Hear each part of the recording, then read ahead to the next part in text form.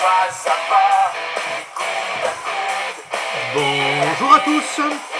Aujourd'hui, je vais vous parler comédie musicale et plus particulièrement production de comédie musicale.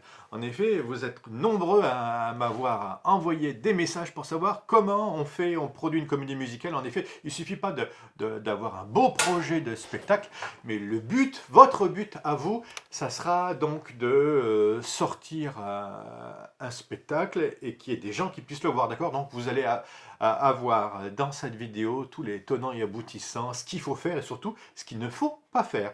Alors, si vous ne l'avez pas encore fait, n'hésitez pas tout de suite à vous abonner à cette chaîne et n'hésitez pas également à mettre la petite sonnette pour être au courant de ce qui va arriver bientôt. Comme vidéos qui sortent. Merci en tout cas à ceux qui ont laissé des messages et aussi toutes vos réactions par rapport aux vidéos sur comment écrire un scénario, comment écrire les costumes, comment écrire les chansons. Tout ça, vous pouvez les retrouver sur cette chaîne Révélateur TV.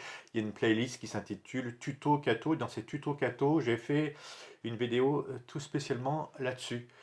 Alors, donc j'ai reçu des messages et c'était assez étonnant de mon côté. Vous avez réagi par rapport à ma vidéo sur comment écrire un scénario, puis vous m'avez posé plein de questions.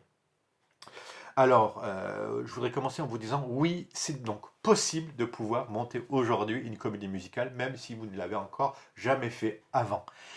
Mais la toute première question que vous devez faire, c'est même avant d'écrire, parce que vous portez un projet fort en vous, je ne sais pas. Peut-être parce que vous l'avez déjà fait quand vous étiez jeune, avec des étudiants, vous avez déjà monté une comédie musicale. Alors, cette vidéo, elle est pour les comédies musicales, mais vous allez pouvoir le traduire si vous voulez faire un film ou si vous voulez faire une pièce de théâtre, c'est à peu près les mêmes ressorts.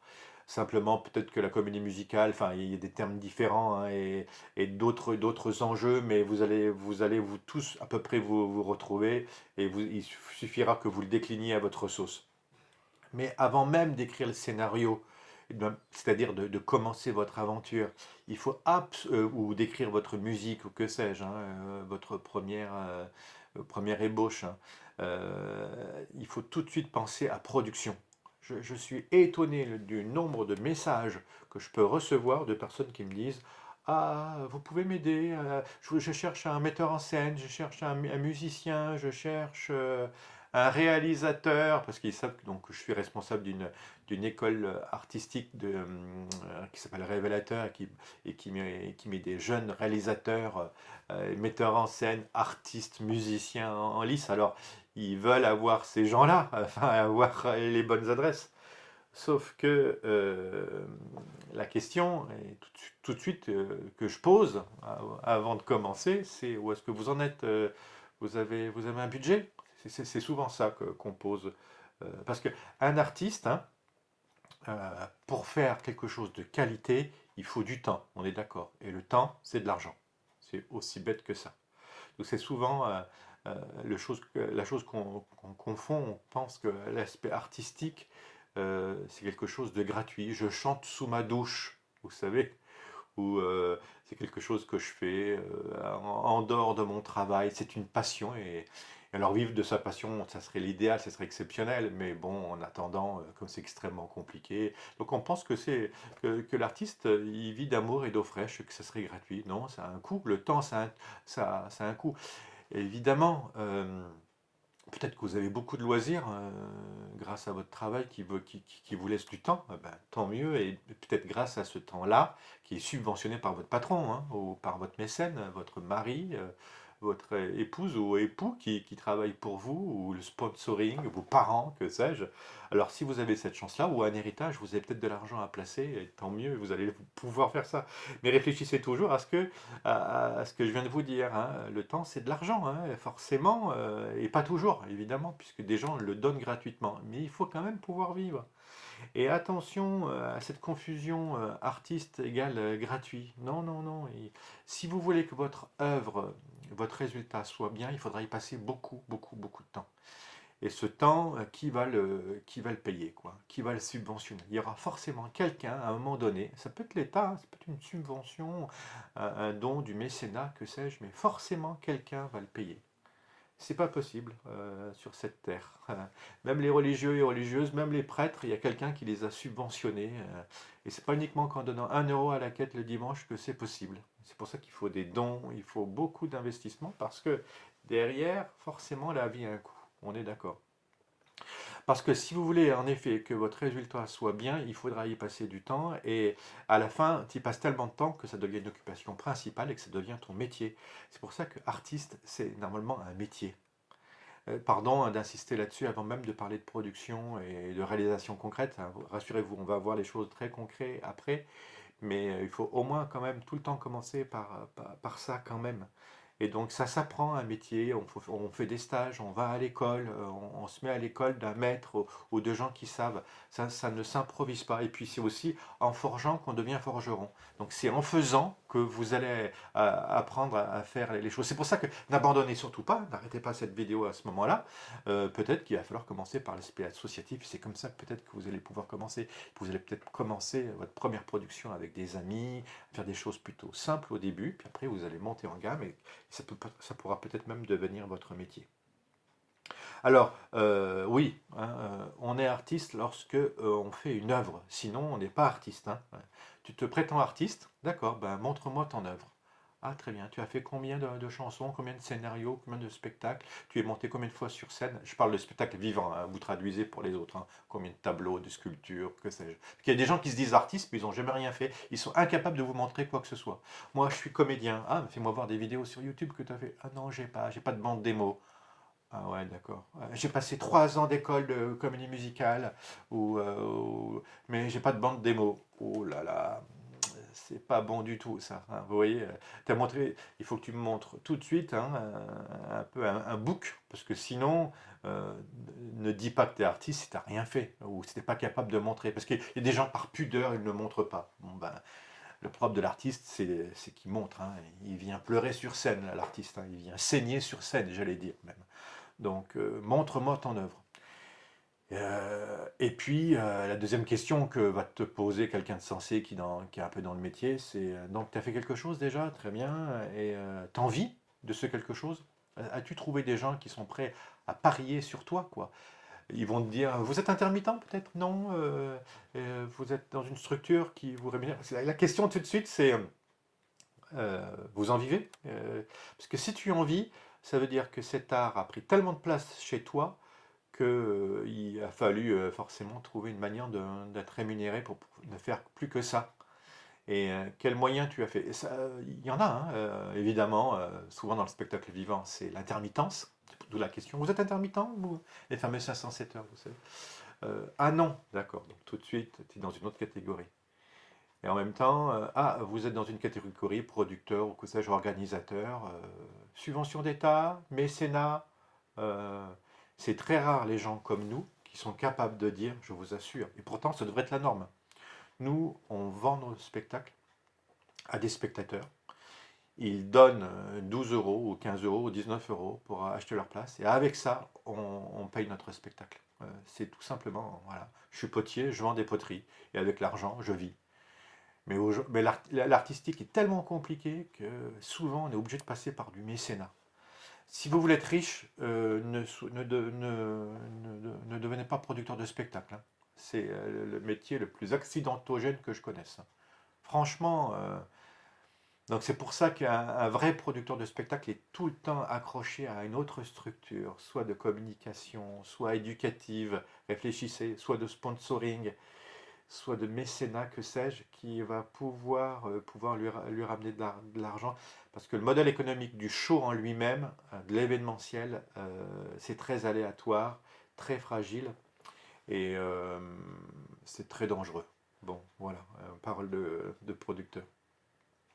Alors, artiste, vous avez compris. Alors, par pitié, alors catholique, quand on m'appelle et qu'on me demande, vous auriez pas un artiste catholique, parce que je cherche un réalisateur ou un acteur catholique ou un metteur en scène catholique. Oh là là, on m'a appelé un jour en me disant, je voudrais un réalisateur catholique.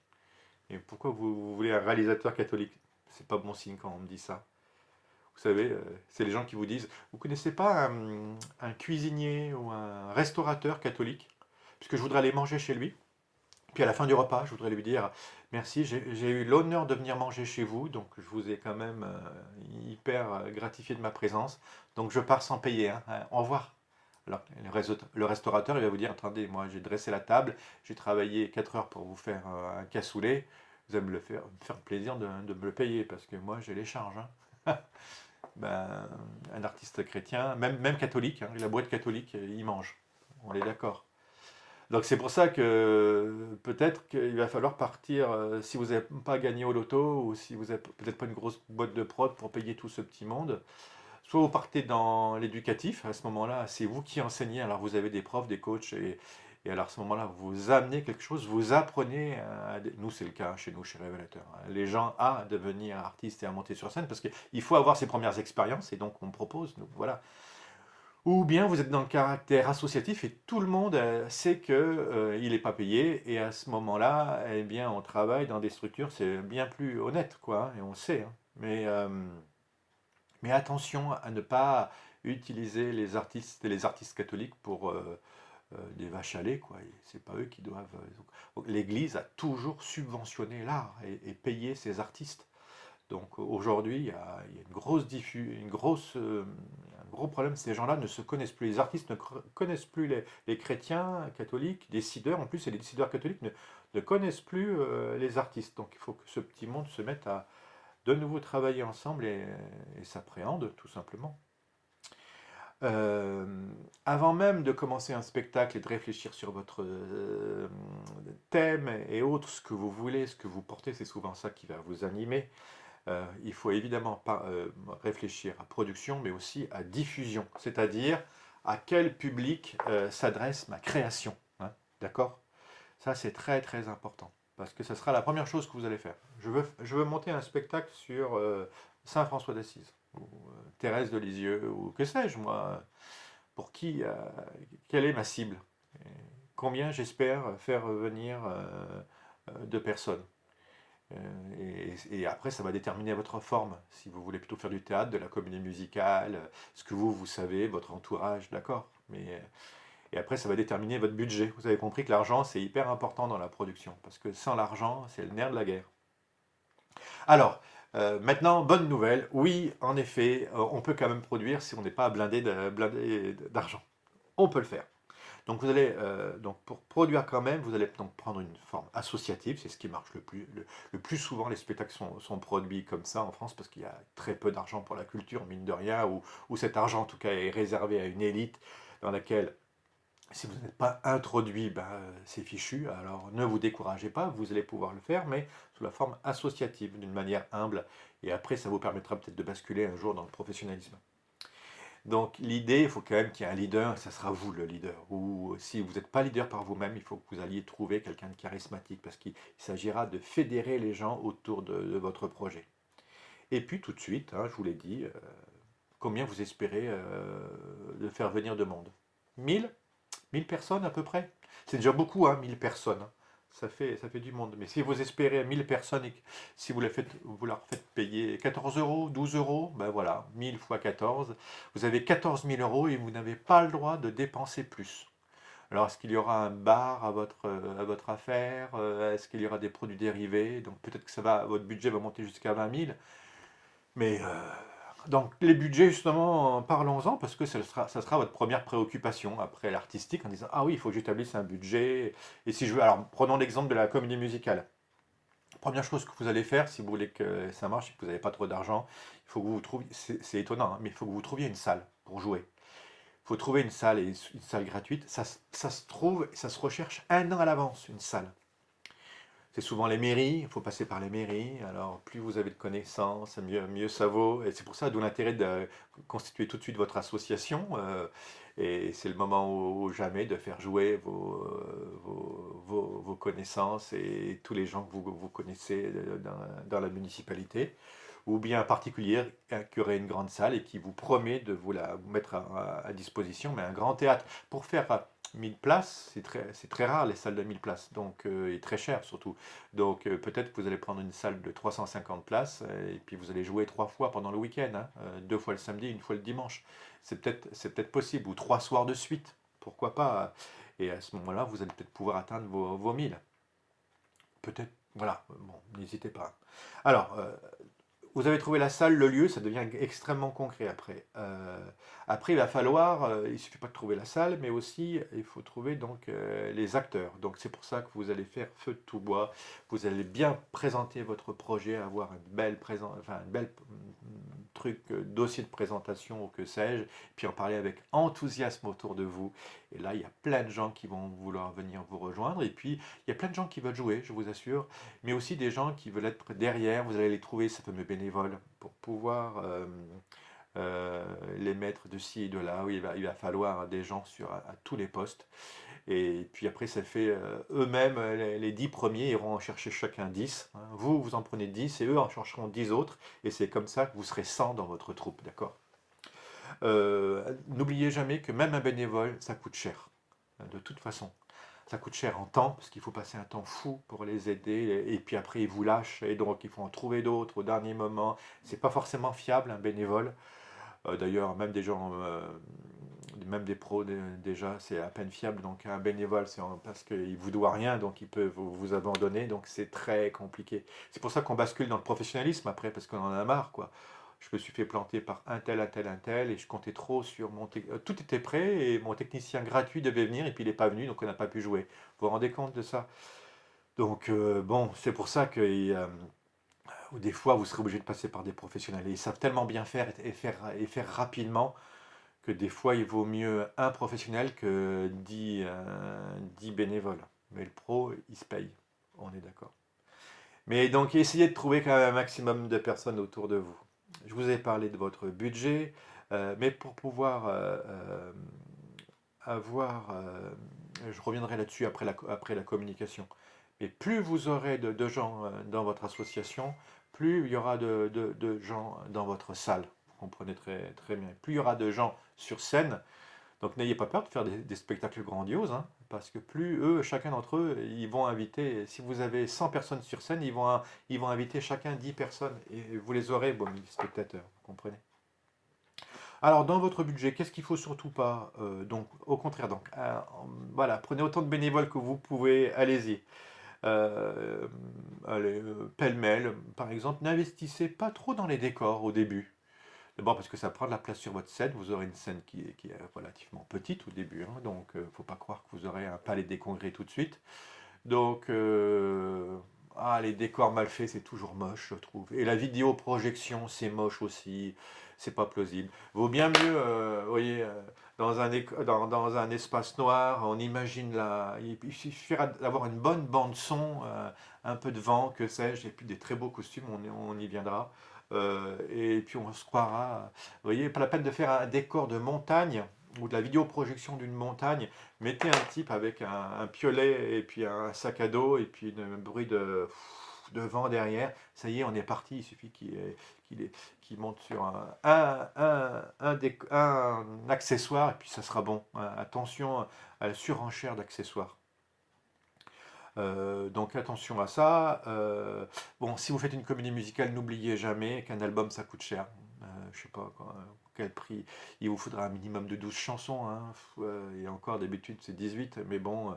euh, donc ça coûte très cher. Alors à moins que vous ayez des amis qui sont capables de composer, mais après il faudra l'enregistrer, donc trouver des gens qui sont compétents, et puis après passer par le studio. Ça coûte cher tout ça. Donc à moins que vous jouiez en live, en direct.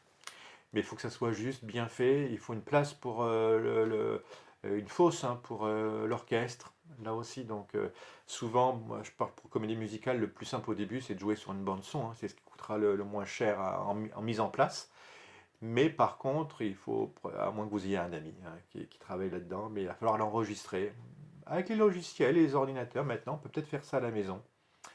Bon, compliqué quand même pour avoir quelque chose de qualité. Moi, j'avais mis un budget de comédie musicale. Rien que pour l'album, il faut au minimum 10 000 euros à peu près, hein. 12 fois, il faut au moins 800 euros par chanson, quoi, à peu près, quoi. Parce que le temps, il faut l'écrire, la chanter, l'enregistrer, la mixer.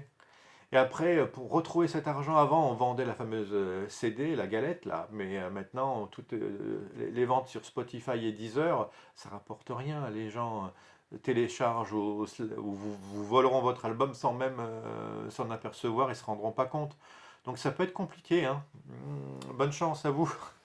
C'est pas toujours si simple que ça, produire un album aujourd'hui. C'est un métier. Mais ça peut quand même le faire. Euh, Aujourd'hui, n'éditez plus d'albums comme ça. Ça se vend plus, hein. Plus de forme physique, hein. Attention, il faut vite, vite arrêter. Tout est dématérialisé. Ça se vend plus, la galette. Même dans les voitures, il y a plus de lecteur CD. Alors, il vous faudra quand même du son et de la lumière. La lumière, vous pouvez prendre des lumières LED. Elles sont moins chères que les gros spots super lourds. Bon, il faut quand même que vous prévoyez un minimum de 1000 euros dans une boîte pro, à moins que vous ayez des amis. Ça se trouve, des gens qui ont du son et il y a un peu de lumière. Là encore, il y a de quoi faire des super belles choses, donc n'hésitez pas. Vous n'oublierez jamais en comédie musicale, il vous faut des micros HF, et c'est ça qui est le plus compliqué à trouver. Il faut des bons micros HF, et s'il y a 10 personnes qui doivent avoir un micro HF sur scène en même temps, attention, dans les boîtes de location, souvent, ils vous louent des mauvais micros, et tous les ondes se croisent, et tout saute, et votre pauvre technicien n'arrive plus à avoir tout le monde. Donc ça vaut le coup d'avoir de très bons micros HF. Ouais. Ou bien des micros qui captent tout le monde, mais c'est souvent très mauvais. On supportera une mauvaise mise en scène ou une mauvaise image, j'allais dire, mais on ne supporte pas un mauvais son. Les gens veulent entendre au moins ce qui se passe, même si c'est pas parfait en termes de réalisation, ils veulent entendre. Donc n'oubliez jamais votre son et essayez d'investir dans les micros. N'oubliez pas ça. N'oubliez pas. Alors voilà, son et lumière, hein, n'oubliez pas le son. Et il y a évidemment des petits effets avec la poursuite qui peuvent être géniales. Ça coûtera 3 fois rien à louer une poursuite. N'oubliez jamais la fameuse machine à fumer qui peut complètement qualifier une scène ou l'autre. Très facile et pas cher. Qu'est-ce que je peux vous dire d'autre? Ah oui, bah, il va vous falloir un voire deux techniciens. Des fois, un technicien est suffisant, mais sur un week-end, il va bien falloir y mettre 2000 euros, à moins que vous ayez un ami qui touche un peu à ça. Et ça, c'est top parce que vous allez faire des grosses économies.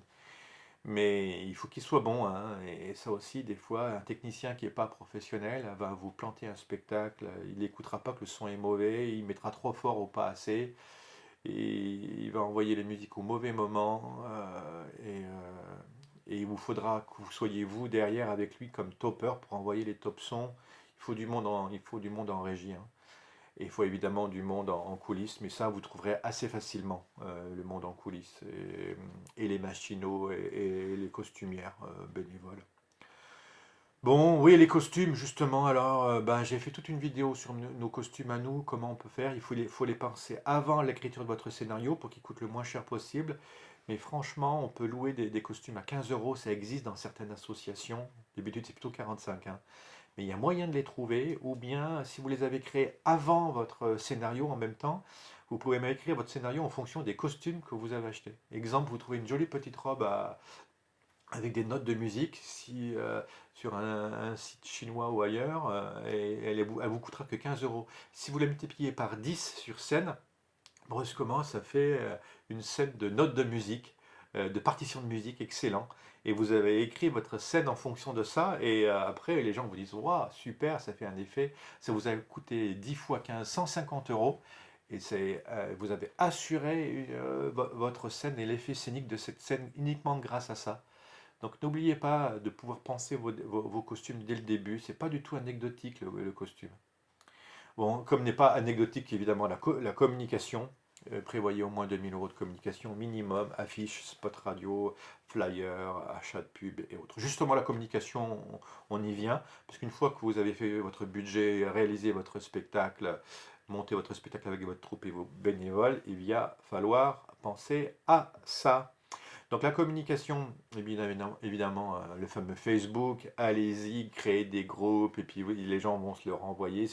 D'où l'intérêt d'avoir une belle affiche, bien travaillée, plus elle sera belle. Maintenant, il y a des sites qui vous les font pas trop cher, et allez-y, alors, faites pas trop dans la débrouille, dans des affiches des fois qui sont moches, et ça se voit trop que c'est amateur, et ça donne pas envie de venir, donc faites des choses Et des fois, il y a des choses toutes faites. C'est comme votre site internet. Il y a des boîtes qui font des sites internet tout faits. Il suffit de rentrer les trucs. Nous, on fait ça et ça marche très bien. Ça évite d'y passer trop de temps. Oh, vous allez trouver des gens qui vont vous faire ça. Vous allez donc faire le fameux tract. Ça marche toujours, les tracts encore, hein. Vous allez envoyer des emails et vous allez payer des boîtes pour envoyer des emailing en très grand nombre parce que sinon, à la fin, ça sera. Parce que c'est par milliers que vous allez envoyer des mails. Et donc, vous allez demander à vos amis, voilà, trouver des mails pour pouvoir aller rejoindre le plus grand nombre. Et évidemment, vous allez acheter des achats de pub, hein. C'est pour ça, des passages radio aussi. N'oubliez pas qu'on peut aussi, des fois en partenariat avec un supermarché, on peut faire des choses au niveau local. Il y a plein d'idées à avoir, hein. À vous de les retrouver. Qu'est-ce que je peux vous dire d'autre? Oui, 100 personnes sur scène vont vous amener 1000 personnes dans votre salle. Donc, parce que chacun peut se mobiliser pour trouver 10 personnes. Donc, ça peut être vraiment intéressant d'avoir une centaine d'adhérents dans votre association. Surtout qu'ils vont pouvoir adhérer à votre association et payer, parce que derrière, payer une cotisation annuelle, ça vous aidera à trouver l'assurance, à compléter votre budget, parce que je vous assure, à moins que vous ayez une bonne subvention ou des dons, ça va être très compliqué. Oui, ça marche toujours, les affiches au bord des routes ou dans les vitrines, évidemment, en demandant toutes les autorisations possibles, mais ça marche. Je vous le disais, un bon site internet et n'oubliez jamais une billetterie dématérialisée aujourd'hui, c'est le truc génial. Effectivement, ils vous prennent 1 euro par billet vendu, mais alors qu'est-ce que c'est pratique. Vous allez pouvoir récupérer les adresses mail, communiquer avec vos spectateurs, les inviter à l'année prochaine, leur demander de participer à un KissKissBankBank, vous voyez, à du crowdfunding à la fin de votre spectacle s'il n'est pas rentable. Bref, restez en contact avec vos spectateurs. Bon, je vous ai parlé production, enfin je vous ai parlé, pardon, budget et communication. Effectivement, j'aurais pu vous parler aussi assurance, autorisation, normes, annulation, déficit. Ce sera peut-être une prochaine fois, je ne voudrais pas vous faire peur, mais tout ça, il faut quand même y réfléchir. Et la chose auquel il faut également réfléchir avant que je vous lance le générique de fin et de finale, je vais relancer mon ordinateur là, qui ne veut plus marcher visiblement. Alors attention, hop, ça y est, c'est reparti.